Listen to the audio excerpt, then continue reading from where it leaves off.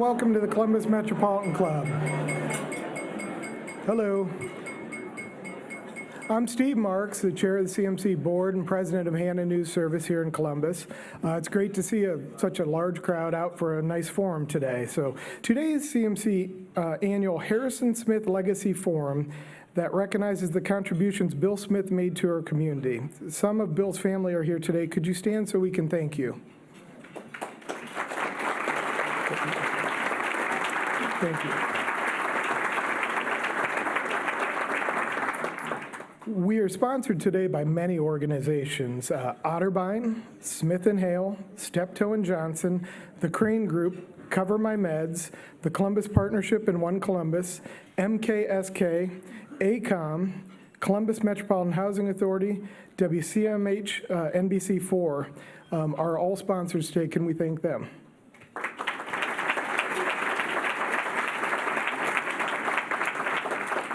Now, please help me welcome the Otterbein University president, John Comerford, to the stage to introduce our forum. John?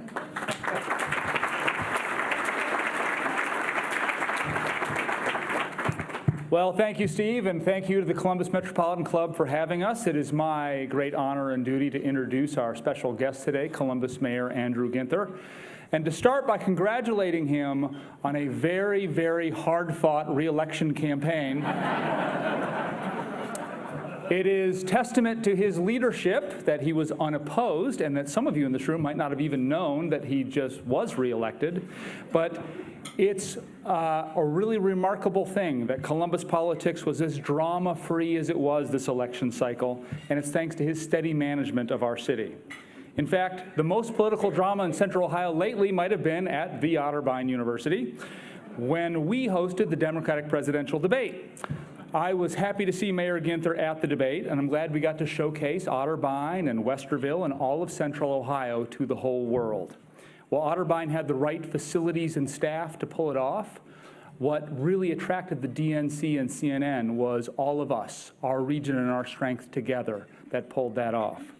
We are in Central Ohio, whose growing diverse economy and an unemployment rate well below the national average is thanks in no small part to the visionary leadership of Mayor Ginther and others, who lead with a regional view.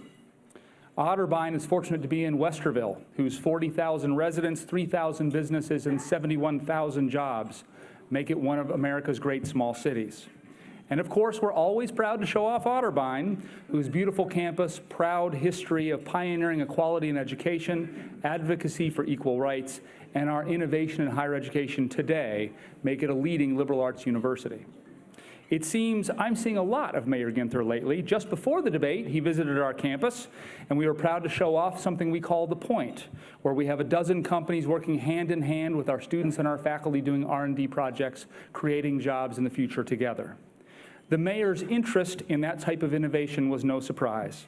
His record as mayor has brought innovation to everything from the way we move about our region with the Smart Columbus system to the way we care for our most vulnerable citizens, babies born into fragile health circumstances who increasingly have a better chance at life thanks to his leadership. Even though Otterbein may not be in Columbus, we know the mayor is a partner as we address shared issues like access and affordability and workforce development. He knows we will rise or fall as a region, not a city. We are lucky to have this leader working and serving us, and I hope you'll join me in welcoming the Mayor of the City of Columbus, Andrew Ginther, and our other special guest and moderator, Colleen Marshall, a legend in her own right, NBC4. Thank you both.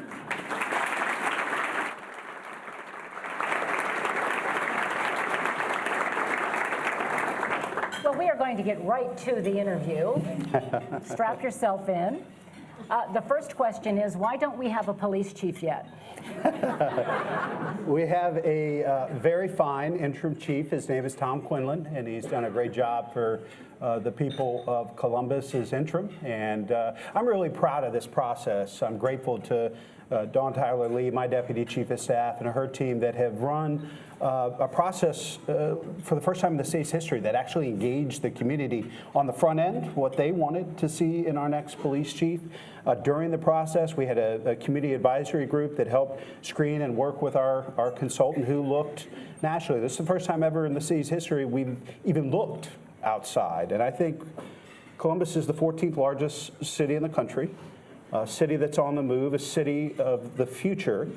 We deserve the best candidate, whether he or she comes from within the division or outside the division. And I think we have two outstanding finalists that came in and did a community meeting at East High School a little while back. And I'm continuing to talk with folks in the community and hear from folks about these finalists. And we're blessed. We have two outstanding choices, Mr. Tarrant and Mr. Quinlan.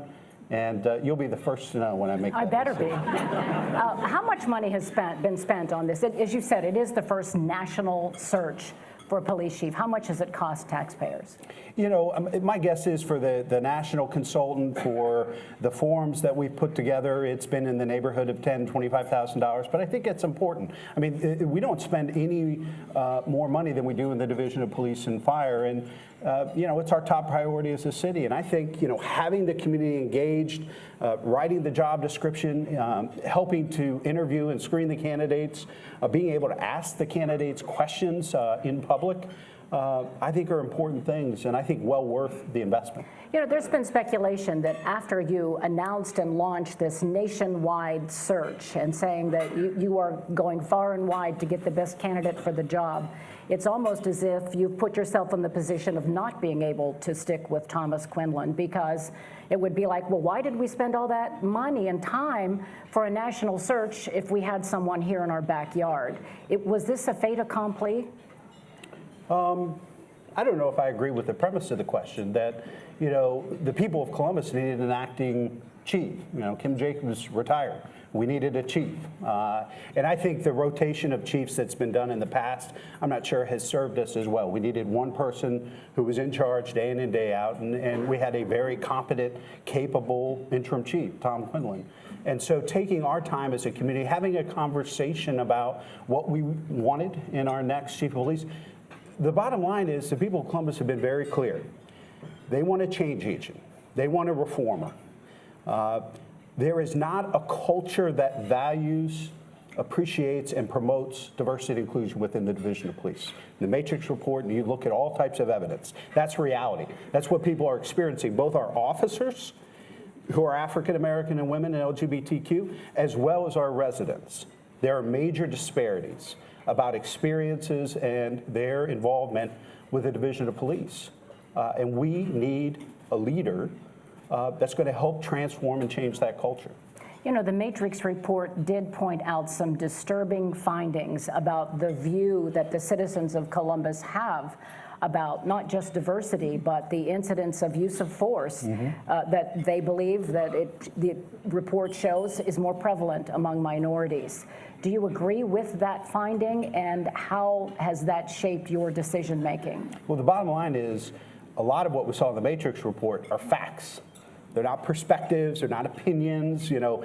And I think particularly as a community, when you discount or explain away somebody's experiences, you're taking away their humanity. Racism exists. It exists in your newsroom, in my mayor's office, and in the Division of Police. And our job as leaders is to acknowledge that it exists, acknowledge people's experiences, and then own the remedy. That's our challenge. I don't need to own the history, but I need to acknowledge it exists, and as a leader, own the remedy. So you didn't make the wrong.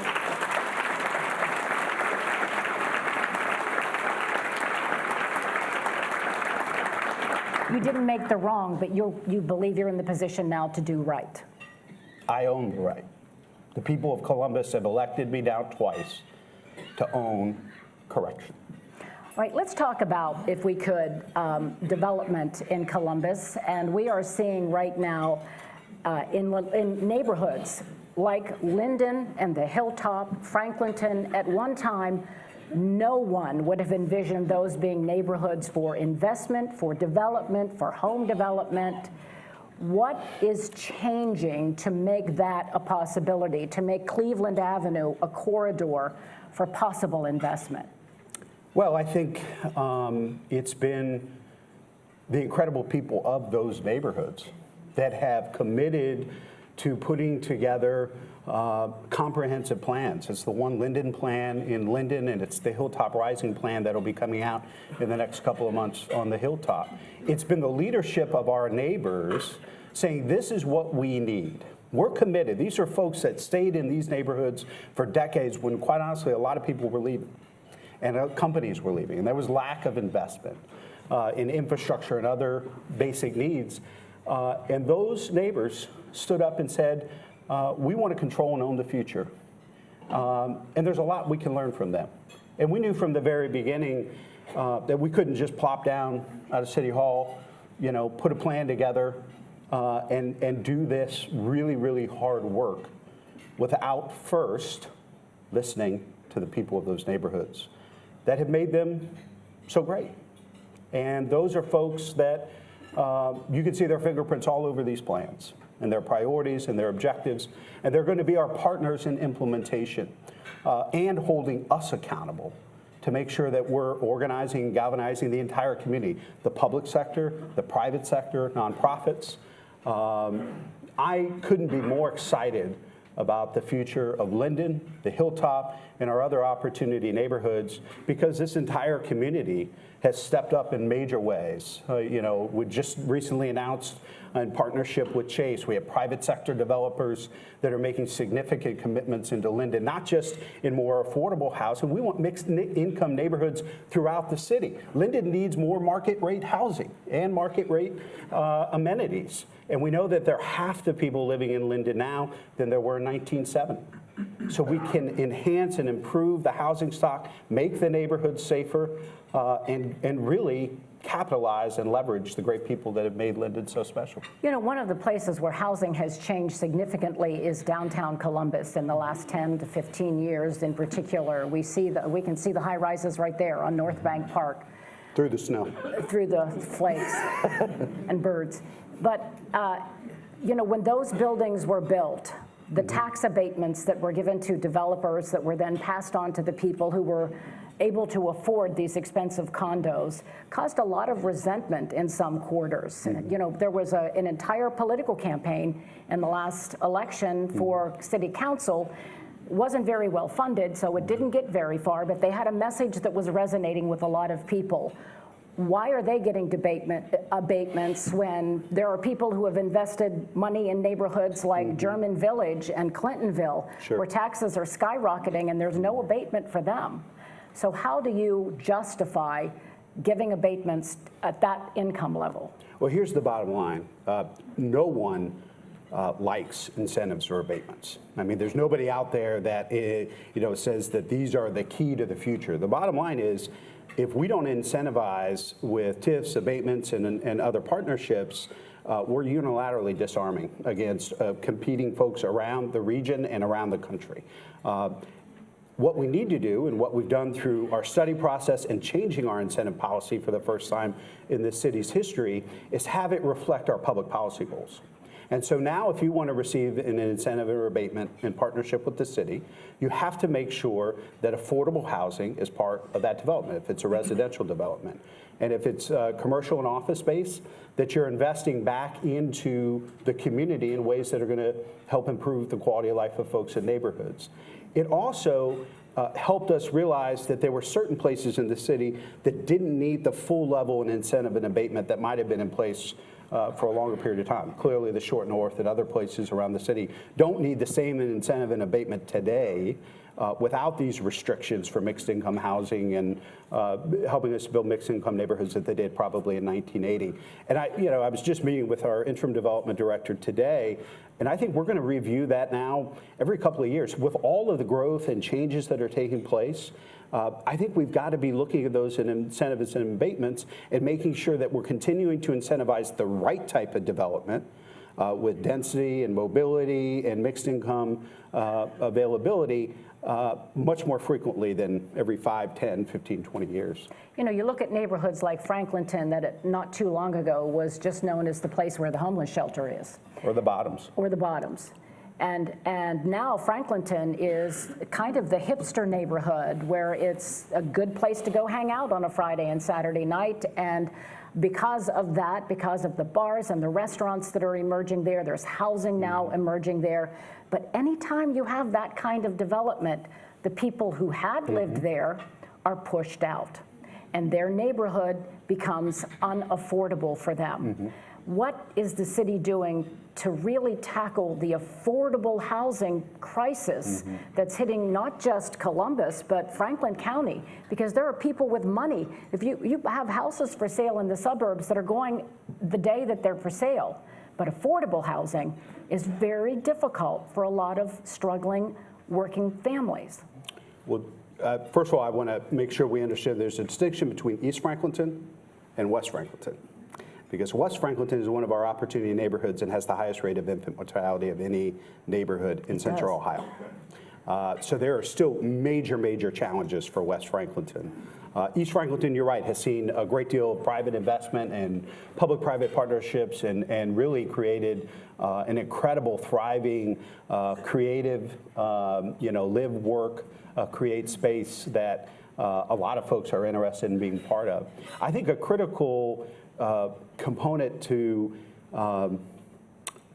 being able to impact residents who have made our neighborhoods great in neighborhoods throughout the city, because some folks are already starting to feel the squeeze in Milo Grogan, in Wyland Park, in East Franklinton, the Near East Side, is this movement and embracing, in partnership with the county, this land trust concept. So we unveiled one of the first land trust partnerships with Community Development for All People on the South Side, and Reverend John Edgar and our partners at Nationwide Children's Hospital have been absolutely critical, because the last thing we want to do, if we're 54,000 units short of affordable housing right now, according to the Alliance, that we have so many folks that are spending more than 30, 40, 50% of their income on housing.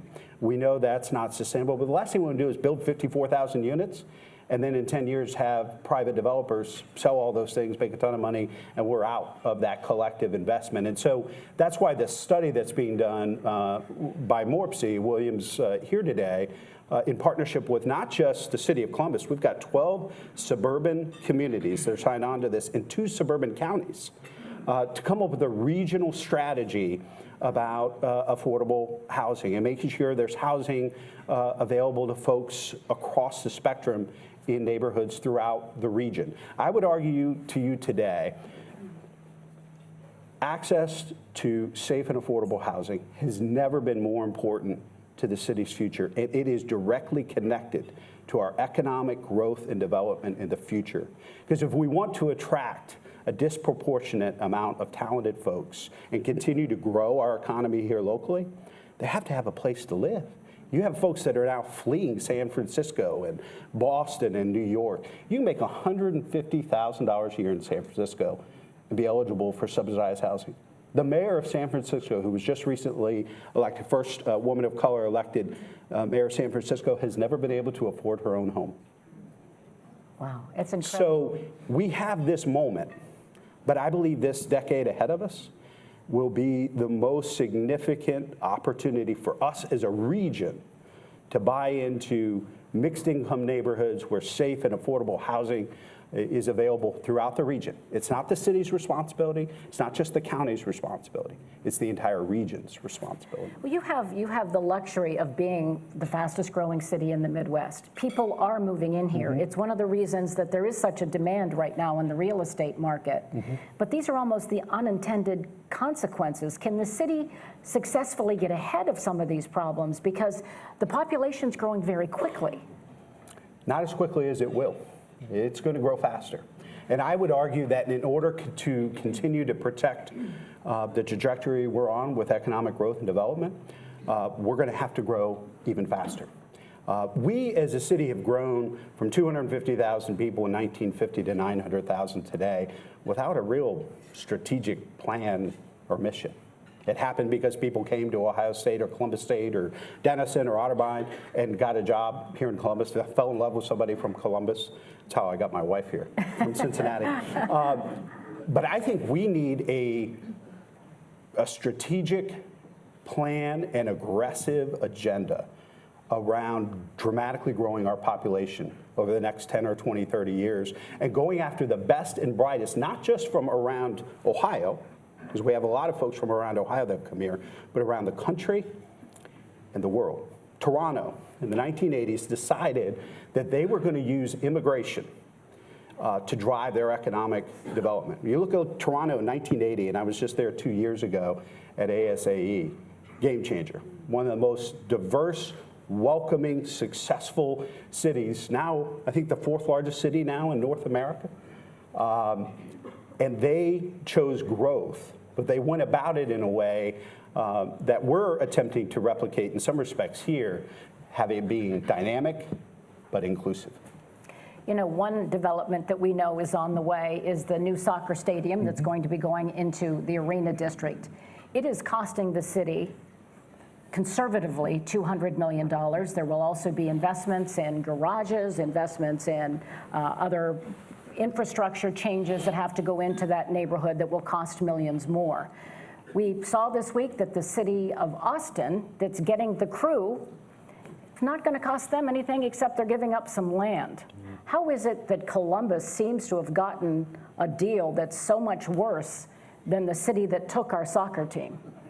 Well, as you know, the day Mr. Precourt bought the crew, he had already decided to move to Austin. That's why the Austin clause was in the contract that he purchased. So he really had no other choice than to go to Austin. Otherwise, he probably would have had gone through the expansion process and so forth and so on. But this is what I think is important to remember. This has never been about soccer for me. This is about our public policy goals.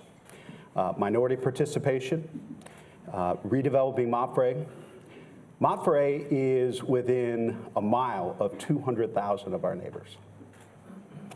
I didn't want the largest vacant and abandoned property in central Ohio to be at the doorstep of 200,000 of our neighbors. Those vacant and abandoned stadiums are a difficult thing to come back from. I can take you on a walk over to Cooper Stadium if you want to see what I'm talking about. So, redeveloping Montfray into having that be the new training facility and at headquarters of the crew, having it be a community sports pavilion for seniors, young people, and families in those neighborhoods right around Montfray to be able to use, and having a program with Recreation and Parks and other partners. Having transformational minority participation in the development of the new stadium and the redevelopment of that final piece of the Arena District. Continuing to grow the jobs in the Arena District that we know now is one of the largest job centers in Central Ohio.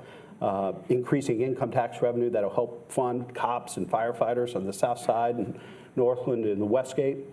We all thought that was important. And we believe that this is going to continue to help with an incredible return on investment into the future.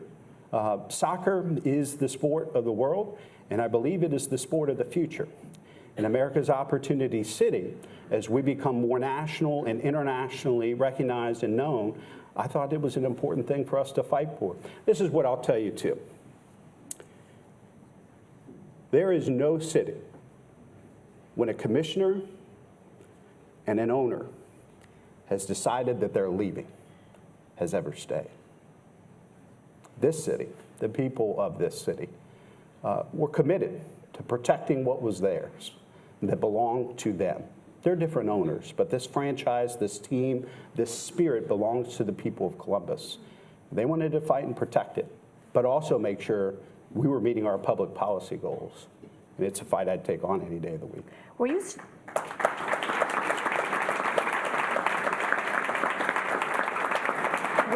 shocked at the groundswell of public support during that, of the soccer fans during that entire, because we had a reporter, Dan Perlman, who was every day coming in and saying, this is what the crew fans are doing today. This is where their protest is going to be today. This is where they're having a rally every single day.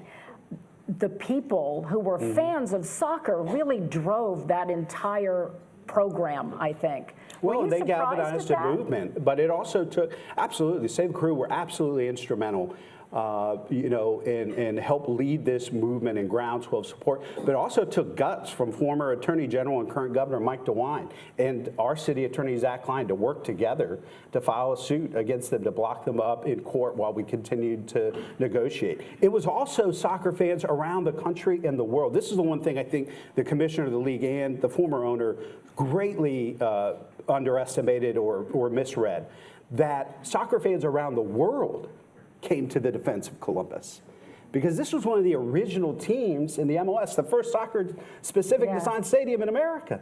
This would be like moving the Lions or the Packers or the Chiefs or one of the original 6 of the NHL. Unspeakable, no matter how lousy those teams may be. You never talk about moving them. You never talk about moving them, or you'd have the entire... Don't bring up the Steelers. The league would never contemplate that because of the backlash from fans across the country. And that's what I was really proud of, is the way that soccer fans around the country and the world came to the defense and fought for Columbus for us to keep what was ours. I also want to ask you about, we are in a city that is blessed with an amazing hospital system. The hospitals here, the medical system here, Ohio State, Ohio Health, Mount Carmel, although they've struggled. But you mentioned the infant mortality rate. Sure. It is higher here than in most of the country. What is it about Central Ohio that we can't keep our babies alive? Well, it's a lot of things. I think there are a lot of folks that start to think that it's a healthcare issue, but it's really a social determinant of health issue. What is the housing like in the neighborhoods? What are the jobs and opportunity and transportation like in these neighborhoods where we're losing our children? And that's why I galvanized the Infant Mortality Task Force back in 2014 before I was mayor, which became the Celebrate One initiative. And we had very straightforward goals: reduce our infant mortality by 40% and cut our racial disparity in half by 2020. African-American babies are 2.5 times more likely than white babies to die before their first birthday. Unacceptable in our community and inconsistent with our values. We've made some great, steady progress and improvement there. Our infant mortality rates have come down 28%, not to that 40% yet, which raises the second issue. We purposely made the racial disparity issue the second goal because we knew we couldn't reach 40% unless we went after racial disparity. And so we are laser focused on particularly women of childbearing age, women of color, figuring out how we can better connect, support them with housing and other things, because we know housing is so critical when mom is pregnant and in that child's first year of life. Having housing that's safe and stable is so critical. And so we're really focused on that, and we're going to continue working every day. I'm sure everybody read that we lost our dynamic, fearless leader, Erica Clark Jones, who has been an incredible, I think she's here today. Erica, will you stand up so we can recognize you for...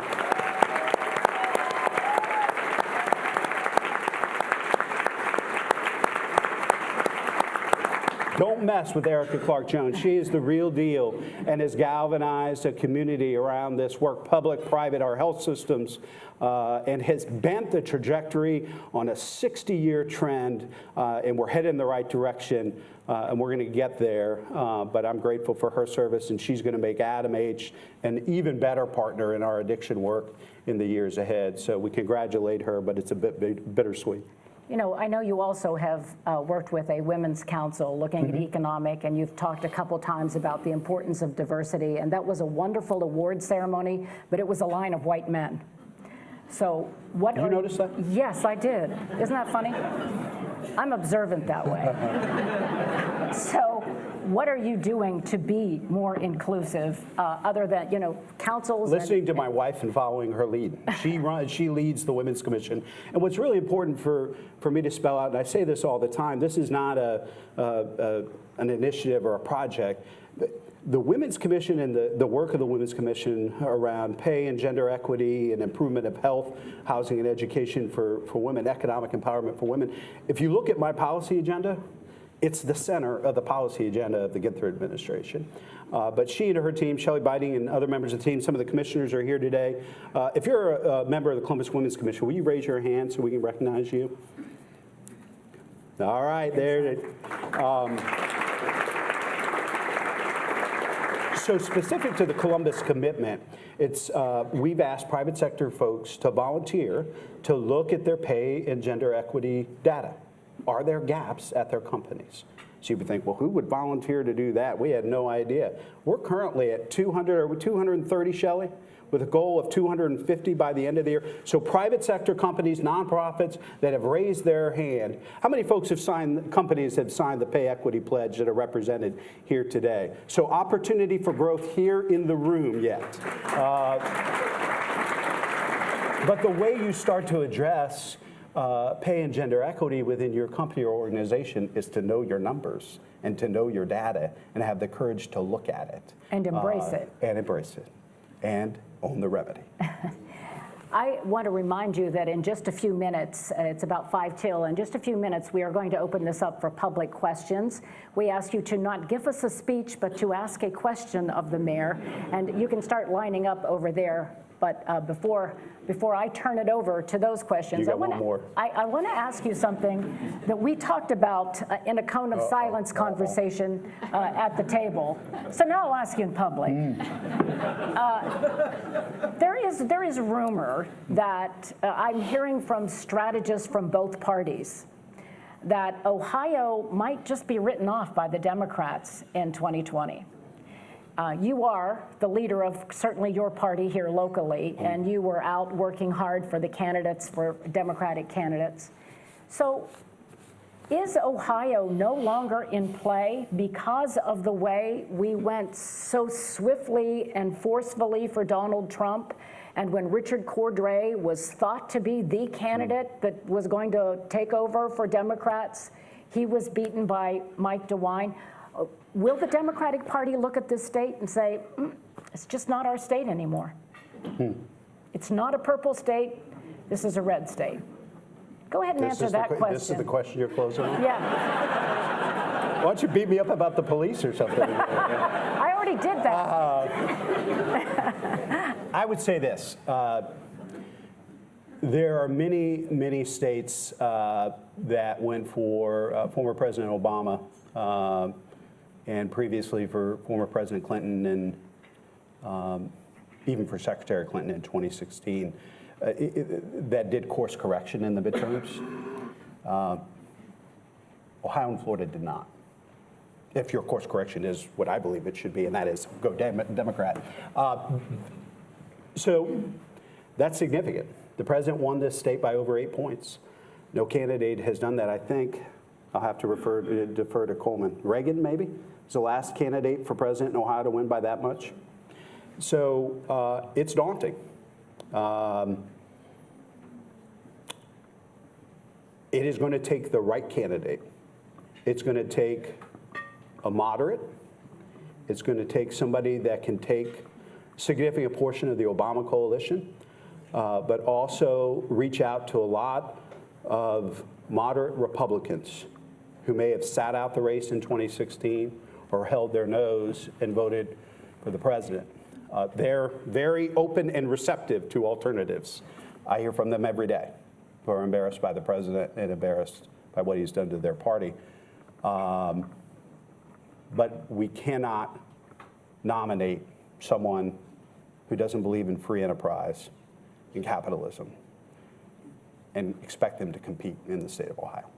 Well, then you are cutting out some of the people who are on the stage right now. So who do you see emerging as the candidate that you could I'm just. You're relentless. Yeah, I'm just. I have 2 Oh minutes. my gosh! Isn't this clock slow? Who's got this thing over there? I have some time. So who do you see emerging as that? Because what you're talking about is a candidate who can go toward the center. Mm-hmm. There are some candidates on the stage, and let's name them: Bernie Sanders, Elizabeth Warren. They are not the candidate you just described. They are not that centrist kind of candidate. So who? Those are your words, not mine. I would say I think that's that, pretty much everybody's words. I would say that I know Mayor Pete Buttigieg very well. Traveled to Israel with him a couple years ago. He is exactly as he appears. He's a very thoughtful, smart, engaging, dynamic, charismatic leader. I know Joe Biden a little bit. I've gotten to know Mike Bloomberg a little bit more because of his work with cities, our city in particular, and other cities around the country and the world. There are a number of candidates. I was disappointed, quite honestly, to see Senator Kamala Harris drop out. I think as that stage would have gotten a little smaller, I think she really could have shined. Unfortunately, when you're up there with, just think about the Republicans that ran when Donald Trump was running, right? We could have an entire conversation Jeb about Bush finances. and all these other, really solid Republicans with records that never had a chance once Donald Trump got on the stage. So I hear your question, and I think there are a number of folks that could make a great nominee, and I might even endorse one of them next spring. And again, you'll be the first. Yeah, I better be. I better be. I keep looking. My time is up because I was going to force look you. at that, huh? I was going to force you into an endorsement, but I guess I'll have to wait. You just got filibustered. Yeah. Unless anybody wants to concede their time to me. Please introduce yourself and give us your question for the mayor. My name is Dominique Jackson, and I'm representing Walnut Ridge. The Scots. Yes. But my question is, okay. Now, Coda buses are free to people who live in German Village in the Short North. There are free passes to people who are downtown workers, and the OSU students only have to pay $350 per semester for a bus pass. So what I'm asking you is, will you support free Coda as proposed by Bob Weiler, which would give all of Franklin County residents access to free Coda? So she's asking if you hadn't heard about free transportation in Franklin County. Coda. What year are you? I'm a junior. Junior? Yeah. What are you going to do after high school? What am I doing after high school? I plan on going to college. Where? I haven't decided yet, but What do you want to study? I'm tied between two subjects, between going down the medical route or staying in the culinary route. Good. We want you go off and earn many degrees and have great success, call Columbus home in the future. But thanks for your question. I think it's a great idea, and I appreciate Bob and many others' advocacy around this. The question is, how do we pay for it?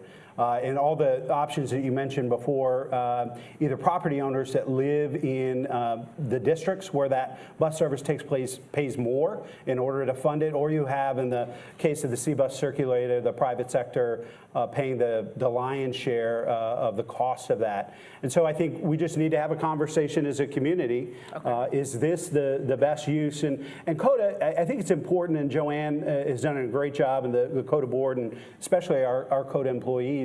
They're really trying to go from being a bus company to a mobility provider.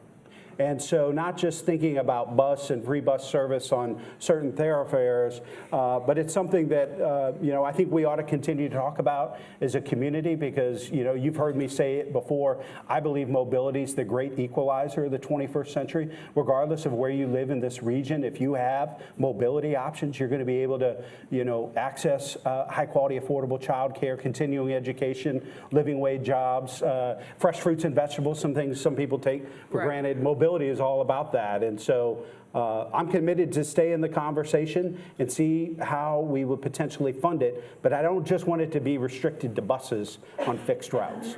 Thank you. You bet. Thank you. Go Scots. And that's coming from a Brave. That doesn't come easy.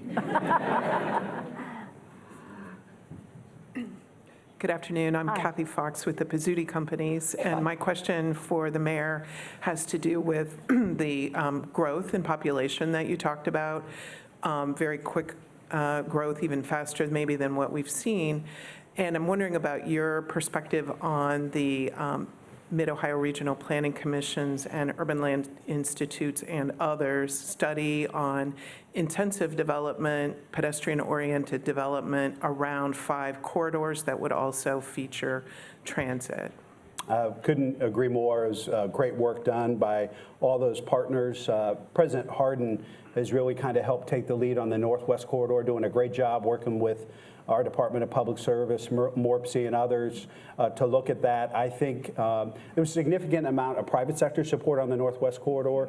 We still need to identify those folks. I think our next big opportunities are heading to the east and the west, and want to make sure that we embrace that as well, because you're absolutely spot on. We can't just develop the way other cities, and there are many of them, great American cities around the country that have seen the type of growth that we're going to see over the last 20 or 30 years, that just kind of let it happen. Great American cities that are now struggling to go backwards and retrofit and plan differently for the future. We have this moment, and it is a moment. I know it's 10 years, but it is a moment in the history of this city to get it right.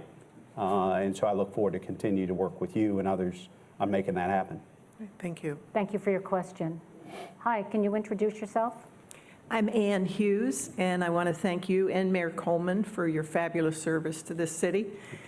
My question is, how are you partnering with the Columbus Public Schools in order to support many of the things you've talked about? Sure. Great question, and so appreciate your thought, because my guess is you're pretty involved with Columbus City Schools. I mentor every Thursday at West High School, and have every year I've been mayor. I've always viewed myself as partner-in-chief to the superintendent. I think we have a great new superintendent, and I think this community needs to rally behind her and work with her and the board to continue to improve academic achievement and growth in this community. And so it's personal, it's professional, ongoing commitment in meetings with Dr. Dixon, working on safety, because most of our schools, once you're in the schools, are very safe, but sometimes getting to and from schools in some of our neighborhoods can be downright dangerous for young people. And so continuing to have our Division of Police work with safety and security at Columbus City Schools. And, you know, I believe our biggest play directly as a city is in kindergarten readiness, and so we've dramatically increased access to high-quality pre-K that former Mayor Coleman started, that we've continued to grow, and in summer and after school. So continuing to fund proven great programs already in existence in the community, and really turning our recreation centers into, you know, centers of opportunity in neighborhoods, particularly our opportunity neighborhoods, which are disproportionately within the Columbus City School boundaries. But it's personal for me. I'm a Columbus City School graduate, Whetstone class in 1993, and you know, I'm passionate about Columbus City Schools. I would remind folks in the room that over half the kids that live in the city of Columbus, though, are assigned to suburban school districts. So I just met 2 weeks ago with the suburban superintendents to talk about kindergarten readiness, because many of these suburban school districts are seeing children who have gone through dramatic trauma. The transiency that maybe folks thought 20 years ago was a Columbus issue is now having an impact in the suburban school districts. It reminds me of Dr. Maya Angelou's comment that we are much more alike, my friend, than we are unalike. And I think Columbus City Schools and our suburban school districts are facing some of the same challenges. And as the mayor for the whole city, I got to make sure I'm engaged and committed to them as well. Doesn't that also include for the suburban districts a greater percentage of English as a second language Absolutely. students than they had seen before? Ever before, absolutely. Yeah, but 50% of the kids in Hilliard live in the city of Columbus. Over 50% of the kids in Worthington City Schools live in the city of Columbus. Over 40% in Southwestern City Schools live in the city of Columbus. And heck, even Dublin, I think 25% of the kids in Dublin City Schools live in the city of Columbus. So Columbus City Schools, obviously a top priority, but all the public school children that live in the city of Columbus need to be our collective priority. And your name and question, please? Hi, my name is Samantha Irons, and I'm a first-time home buyer in Westgate. So first, I want to thank you for the Blueprint project. I have a free sump pump, and there's no more floods in my basement, so thank you. But You live in a great neighborhood, Westgate. great, and I love it. And I've always felt really, really safe. But as the gentrification happens in Franklinton, I see more and more as I drive Solvent to go home, because I live right across from the rec center. more crime. Actually, Friday night, there was a shootout right in front of my house. So as that happens, Westgate, I'm single. I live on my own. So I'm just wondering, what is the plan to keep the safe neighborhoods that are near the areas of crime, and as the gentrification happens, that it doesn't go into our neighborhoods? It's a great question, and appreciate your commitment to Westgate, and I'm glad you're a new homeowner there. It's a great neighborhood. We've had some success. We put in place a comprehensive neighborhood safety strategy after our record level of homicides back in 2017. I'm proud to report that we've seen, over a 7% reduction in violent crime in the city. It's been that comprehensive approach, so it's been everything from a violent crime review group that's led by Dr. Mashika Roberts at Health, our Safe Neighborhoods Action Task Force that takes place that's operated out of the Department of Neighborhoods. Refuse and Public Service have launched an incredible illegal dumping effort where we are cleaning up alleyways and places in neighborhoods where crimes might be more likely to happen because they're not well lit or they're a dumping ground. So it's been a more comprehensive approach. And then obviously expanding our Safe Streets bike patrol. We have one of the largest bike patrols of any division of police in the country. And so we expanded Safe Streets, which was a pilot in Linden, to the south side and to the west side, and expanded the duration. So it's now 2 months longer than it was when they initially started, showing great results there. But to your point about gentrification, that's where the land trust and this regional strategy come to be, because we know what happens with respect to results if supply and demand are left to their own device. It is going to take a regional commitment to make sure that there are mixed income neighborhoods throughout the region and housing that's safe and affordable for everybody to make sure that we protect and make our neighborhoods safe. Thank you for that question. And hey, guess what? I have time for one more question. I do want to ask you quickly, as we wrap up today, if we sit here on these chairs next year, what are your priorities that will be different at this time in 2020 than they are today? See, I think a lot of folks work in the things we're talking about are big, hard things, right? We're talking about racism. We're talking about, the health disparities. We're talking about mobility. We're talking about, this is not a ribbon cutting on a park and a new sidewalk somewhere. I mean, if you're really talking about the challenges with disparity, that 2/3 of the city is doing better than they've ever done before, and a third, a short walk from here, have seen no recovery since the Great Recession. And if we don't invest in our opportunity neighborhoods and build opportunity and build capacity of those neighborhoods, that disparity is going to get wider and deeper. And we're going to add a third more people to this community. So I appreciate people wanting to do an annual checklist. I would tell you we're going to be 1 year further in implementing the One Linden Plan. The Hilltop Rising Plan will be launched, and we will have private sector investors that are stepping up. We're going to make Broad Street and Sullivan Avenue. I envision them as opportunity corridors the same way Cleveland is.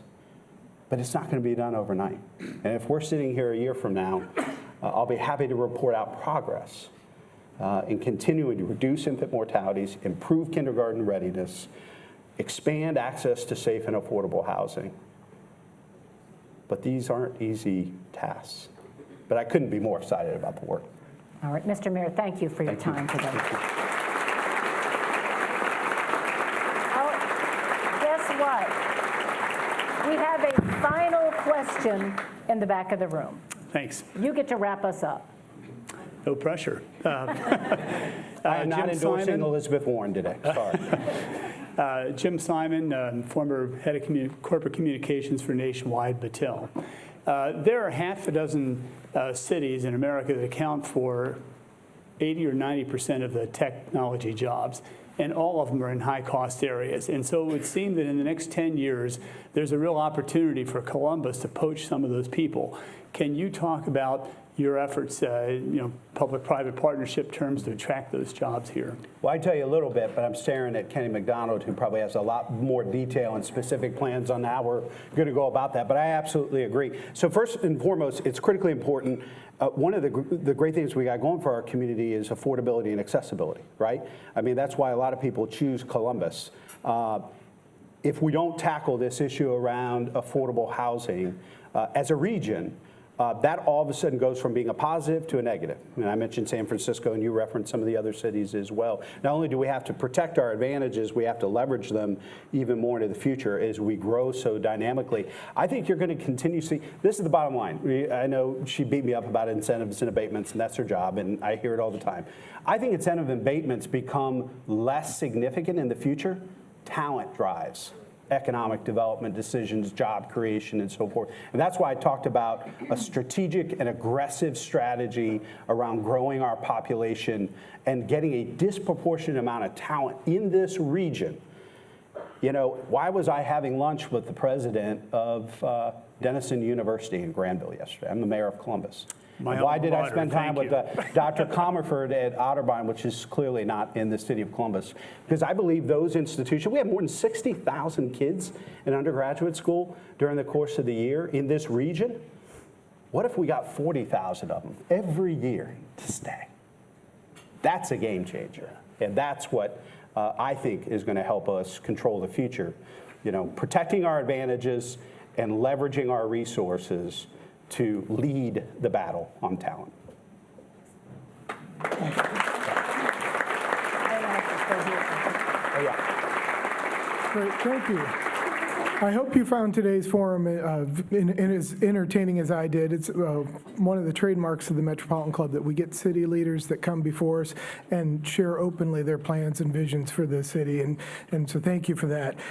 This is going to be a little different than the normal, so those of you who come here every week and expect the same speech at the end, we're going to thank the speakers, but I'm going to need one representative, or the sponsors, we're going to need one representative from each sponsor to come up so we can get our speakers' photo. So you can work your way up as I call your organization.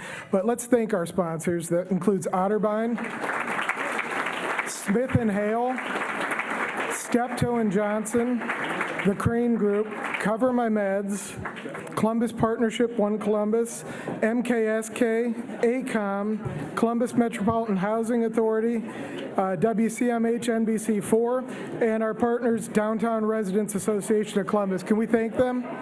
Thanks. And obviously, we'd like to thank our speakers, Colleen Marshall and Mayor Ginther. And our special thanks for all of you. We look forward to seeing you next year here at the Metropolitan Club.